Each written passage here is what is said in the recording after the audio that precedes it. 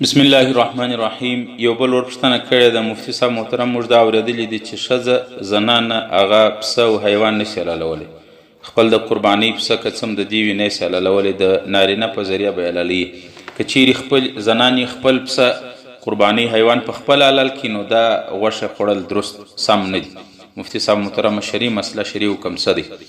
محترمه علما او فقهاو ټولو لیکلي دي چې د قربانۍ د اختر د پسه په باره کې افضل دا ده چې زنانې په خپل حلال کې د حلالېدو طریقه یې زده وي، د حیوان د ذبح طریقه یې زده وي، نو افضل دا ده چې زنانه د خپل پسه په خپل حلال کې.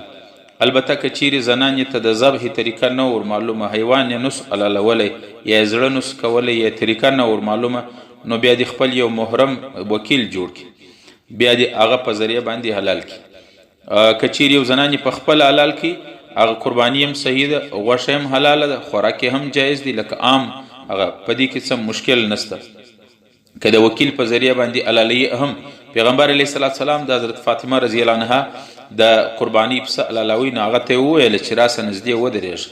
نو په کار دا دی چې د یو محرم په ذریعه حلالوي په خپل نه حلالوي، د محرم په ذریعه حلالوي هغه کې هم زنانه خپل قرباني ته نږدې ولاړي، که د بشرطې کې بې پردګي نه راځي، د پردې په صورت کې خپل پسه ته ولاړي چې د هغه یو محرم یې ورته حلال کړي. او که زنانه په خپل حلالولی سي، د پردې انتظامي خپل پسه په خپل حلال کې، دا افضل عمل دی، بهتره عمل دی، او د دې غوښه خوړل په هر صورت کې جایز دی.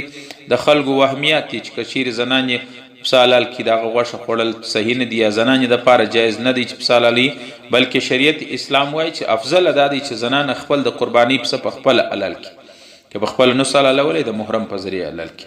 دا وهمیات د خلکو د دې اعتبار نشته. واخر دعوانا ان الحمد لله رب العالمین.